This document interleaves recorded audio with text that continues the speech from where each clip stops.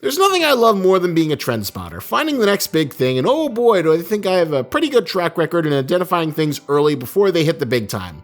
And oh boy, do I think I've found a doozy! An absolute heavyweight that's just hiding in plain sight, ready to devour the internet as soon as it gets an anime adaptation. I'm of course talking about Tatsuki Fujimoto's new manga currently running in Shonen Jump, Chainsaw Man. Coming off one of the strongest first publishing years I've seen for a manga, Chainsaw Man is poised to take the world by storm once it gets its inevitable anime adaptation from a competent animation studio. But Lobster, you might be asking, this looks like stupid, edgy garbage. I mean, it's called Chainsaw Man, and look at all the tacky fan service. Even the trailer on the Shesue YouTube page showcases boobs jiggling, as if that's a main selling point of the series. And to that I'd say, come with me, my sweet summer child. It's time to plumb the depths of what makes Chainsaw Man so goddamn special, and why this is poised to become the next big thing. A huge hit on par with My Hero Academia or Demon Slayer. I mean, the mangaka of My Hero Academia, Horikoshi, even gave the titular Chainsaw Man himself, Denji, a cameo in one of the most recent chapters of My Hero Academia. So that should tell you something that this is a special piece of work. But despite the slowly growing appreciation from other people covering it on YouTube, including my video essayist role model, Super Eyepatch Wolf, I don't think I've seen anyone really tackle what makes Chainsaw Man such an incredible series. So what I'm here to do is to bring you up to speed so you can be one of the cool kids at your anime convention block and know what the new hotness is and better articulate what makes Chainsaw Man such a great series. So join me as we plumb the depths of what makes Chainsaw Man so awesome.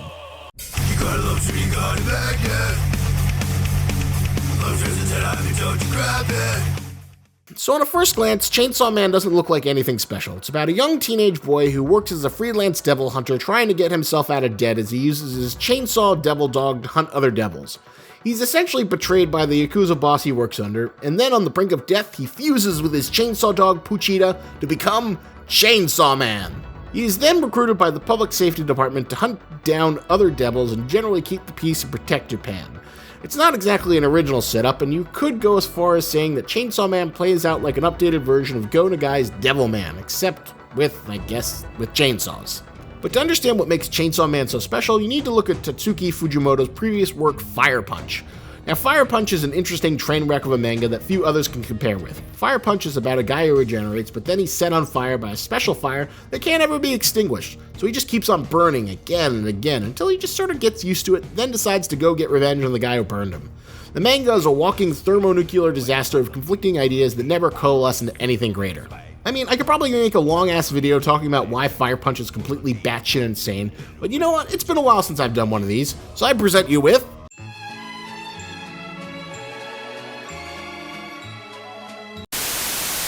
Brother, do you want to make a baby? These two are both male dogs. They're pretty decent fellas. Having sex with these two is your job. I actually really enjoy watching people have sex with animals. Come on, take off your clothes and raise your butts high.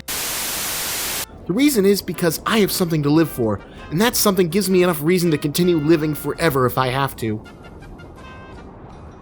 The latest Star Wars film was canceled during production and never came to completion. Even if it takes me 1,000,000 years, I will create a civilization cultivated to the exact same point as in the era which Star Wars was created and watch the new film. That's the reason behind all this destruction. Yeah, it's that kind of manga, but amidst the insanity, you can kind of get a sense of Fujimoto's talent. His love of film, which translates well into how he frames his panels for the maximum cinematic quality. While none of those passions ever translates into anything coherent in Fire Punch, at least you can see a lot of talent on display, like this little sequence I've been playing showcasing one of the best gags and action sequences from the entire series. I don't know what happened between Fire Punch and Chainsaw Man. Maybe going from writing a seinen manga for adults into a shonen manga put a lot more restrictions on what he could do and forced him into making a much more focused story. Maybe he got a better editor who could keep some of his worst tendencies in check, but Chainsaw Man sees Fujimoto working at his peak without any of the weird random nonsense that made Fire Punch such a train wreck. But I think the key that makes Chainsaw Man so strong is the great character writing. The manga is filled with archetypes we've seen before many times in other manga, but they feel fresh because Fujimoto manages to put in that extra special twist to show us something that we haven't seen before. Like, for example, let's take Denji, the main protagonist. Like many other shonen protagonists, he's dumb as a brick, a complete moron, and you know what? That's not very special. Very few successful shonen protagonists are card-carrying Mensa members. Hell, on a surface level, I'd say he's very similar to Asta from Shonen Jump's currently running series, and we're going to keep shoving this down your throat until you like it, Black Clover. They're both dumbasses who come from nowhere, who don't have anything resembling of an education or family, but while Asta is constantly screaming about how he's going to be the best there ever was and become Wizard King, it comes across as formulaic and cliche, while Denji really doesn't have any greater aspirations. The literal pilot chapter sees him living in a shack, never having gone to school, mostly using his chainsaw dog to try and pay off his insurmountable amount of debt. But it's his extreme poverty that's ultimately informed his ignorance. It means he has very little experience in many social situations, leaving him with the kind of blunt attitude where he plows his way through any social interactions with the grace of, well, a chainsaw. This of course leads to many, many priceless moments of comedy gold. Like, here's one of my favorite brief examples from later on in the series. Oh yeah, that racing beat must mean I have a heart. We're raising funds for children harmed by devils. Please spare some change. I've got a heart, so I can give a little. Thank you very much. Everyone who donates something gets a flower as a present. Ooh, looks so pretty. And that I think I can look pretty is also because I have a heart. It's this approach that kind of makes every scene with Denji a delight. You're not quite sure what to expect, especially as he bounces off other characters in the series. It means Denji is always fun to watch, and it's not just him. I'd say the character writing is just as strong for other main cast members as well. Take Power for an example. At first glance, she looks like your typical edgy monster girl that's become such a popular trope in anime and manga. Hell, there's the other horn anime girl that everyone seemed to love for a hot second. But what makes Power better than any of her contemporaries is her great combination of arrogance and stupidity. Power is even dumber than Denji, but has a really high opinion of herself and never takes any blame or responsibility for anything. And as you can imagine, this regularly turns into comic gold. I think the best way is just to show you. Oh yeah, we're doing this again.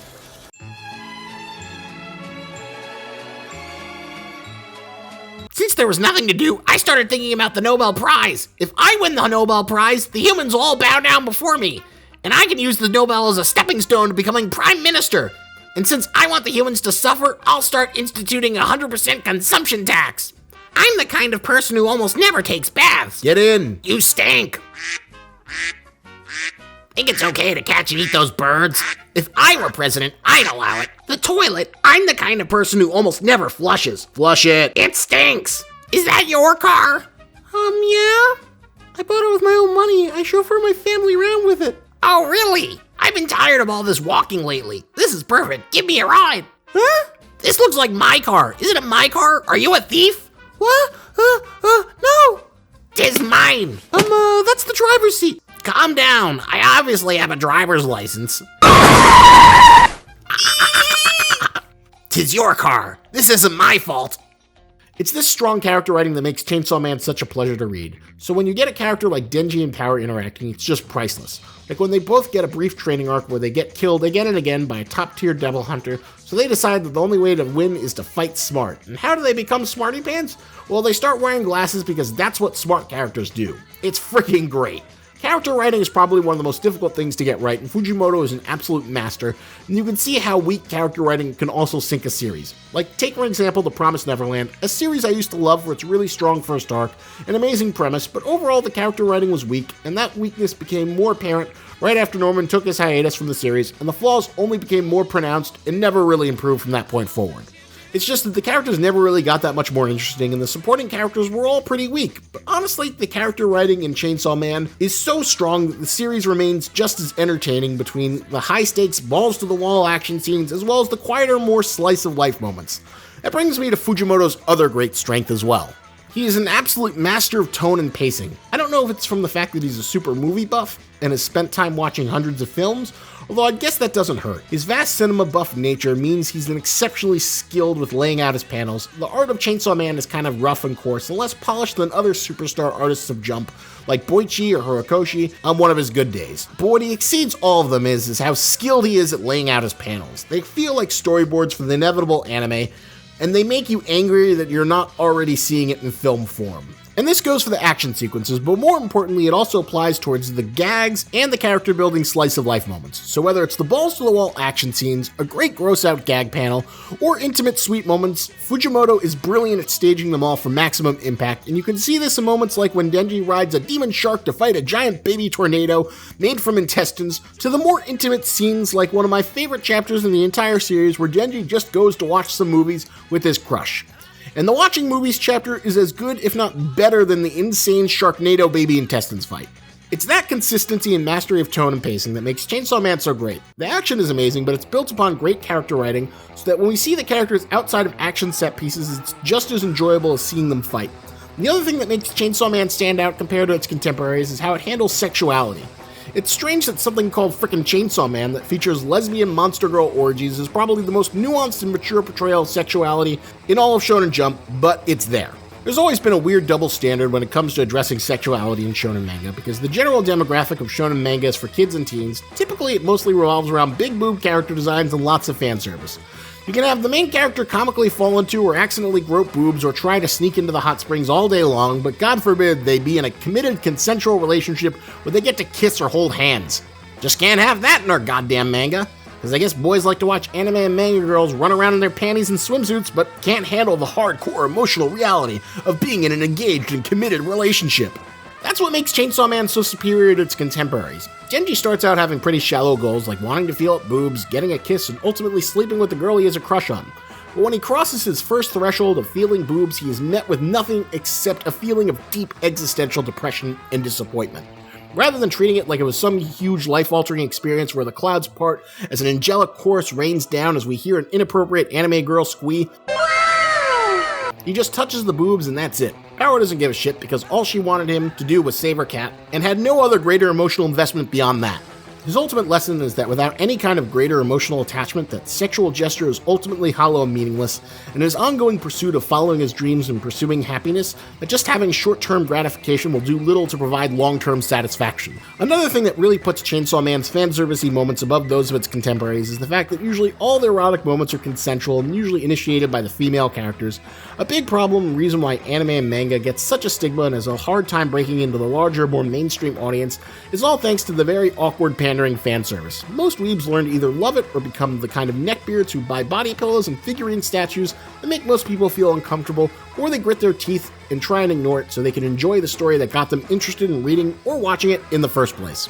And the one thing that makes everything very uncomfortable is how much of the fan service typically is non-consensual. Usually it involves characters trying to peep in on girls in the bathhouse or accidentally groping them or catching a stray panty shot.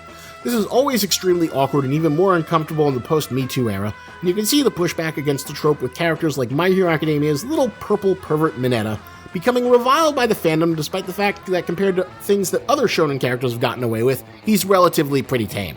So what separates Chainsaw Man's perverted fan service moments is the fact that all the Chainsaw Man ladies, or as the kids would say, DTF. So all the sexy moments are all consensual between all parties, whether it's the power boob feeling, the res skinny dipping scene, or the Kwang Shi monster girl lesbian orgy that Fujimoto somehow convinced the editorial board at Shonen Jump to not only approve, but also devote an entire color spread for. But ultimately, it's this consent that makes all the pervy fan service moments feel less pervy, and more like people being, well, people.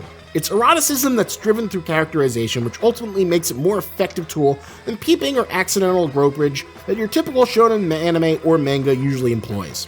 All of these elements combine together to make a manga that you can't put down, something that feels like it has the makings of a monster hit. You can see it in the growing fan community online. But what it really needs is a top-shelf anime adaptation to really kick it into high gear. But what makes Chainsaw Man the hero that millennials truly deserve is the fact that, like many millennials, Denji is nothing.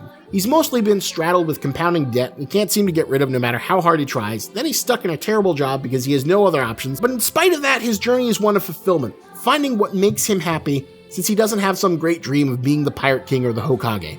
His dream is just to figure out the moments of happiness he can get by being around other people and the small joys he gets in those moments. And that's what makes him the ultimate relatable hero, a hero for our times, and that is why Chainsaw Man is the hero we deserve. So if you want to get up on this hype train before it crashes into mainstream town, I'd recommend catching up on the Chainsaw Man manga and let me know what you think in the comments down below.